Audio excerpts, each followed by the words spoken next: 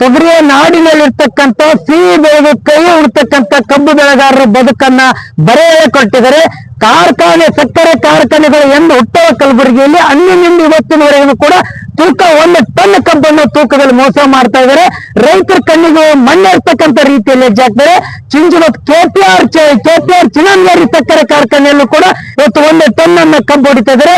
ಯಾವ Chincholi ತಾಲೂಕಿನಲ್ಲಿರ್ತಕ್ಕಂಥ Siddashree ethanol power plant ಏನಿದೆ ಅವರು ಮೊನ್ನೆ 1 ಟನ್ ಕಬ್ಬನ್ನ ರೈತರ ಬಸವರಾಜ್ ಚಂದ್ರಶೇಖರ್ ಕೋರಿ ಅಂತಕ್ಕಂಥ ರೈತ, ಆ ರೈತ ಮುತ್ಗಾಂವ್ ಊರದ ರೈತ, ಆ ರೈತಂದು 1 ಟನ್ ಕಬ್ಬನ್ನು ಹೊಡೆದಿದ್ದಾರೆ. ಫ್ರೆಂಡ್ಸ್ ಬೇಸ್ ನಲ್ಲಿ 34 ಟನ್ ಅನ್ನ ಬಂದಿದೆ. ಅವರು ಸಿದ್ದಶ್ರೀ ಎಥಿನಾಲ್ ಫ್ಯಾಕ್ಟರಿಯಲ್ಲಿ 33 ಟನ್ ಕಬ್ಬನ್ನ ಬಂದಿದೆ. 1 ಟನ್ ಕಬ್ಬನ್ನು ಹೊಡೆದು ಅವ್ರ ಹೂಳಿಕನ್ನ ಅವ್ರ ಬಂಡವಾಳವನ್ನ ಬದ್ಮಾಸ್ಗಿರಿಯನ್ನ ಮುಚ್ಚಾಯ್ಕೊಳ್ಳಕ್ ಕೊಟ್ಟಿದ್ದಾರೆ. ಅದು ನಿಷ್ಪಕ್ಷಪಾತವಾಗಿ ಜಿಲ್ಲಾಡಳಿತ ತನಿಖೆ ನಡೆಸಬೇಕು. ಪವರ್ ಪ್ಲಾಂಟ್ ಆಡಳಿತ ಮಂಡಳಿ ಮೇಲೆ ಕ್ರಿಮಿನಲ್ ಪೊಲೀಸ್ ಕೇಸ್ ಹಾಕ್ಬೇಕು, ಜೈಲಿಗೆ ಹಾಕ್ಬೇಕು, ರೈತರಿಗೆ ನ್ಯಾಯ ಕೊಡಬೇಕು.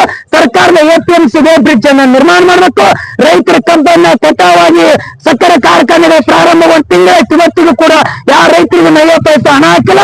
ತಕ್ಷಣವೇ 14 ದಿನದ ಒಳಗಾಗಿ ಆ ರೈತರಿಗೆ ಹಣ ಹಾಕ್ಬೇಕು. ಇವತ್ತು ಸಿದ್ದಶ್ರೀ ಫ್ಯಾಕ್ಟರಿ ಅವರು ಕೂಡ 2550 ರೂಪಾಯಿ ಮಾತ್ರ ರೊಕ್ಕ ಹಾಕಿ ಇನ್ನು ಬಾಕಿ ಇಟ್ಕೊಂಡಿದ್ರೆ ಅವ್ರು ಇವತ್ತು ಬಾಕಿ ಇಟ್ಕೊಂಡಿರ್ತಕ್ಕಂಥ ಕಾರ್ಖಾನೆ ಬಡ್ಡಿ ಸೇರಿಸಿ ರೈತರಿಗೆ ಹಣ ಕೊಡಬೇಕು.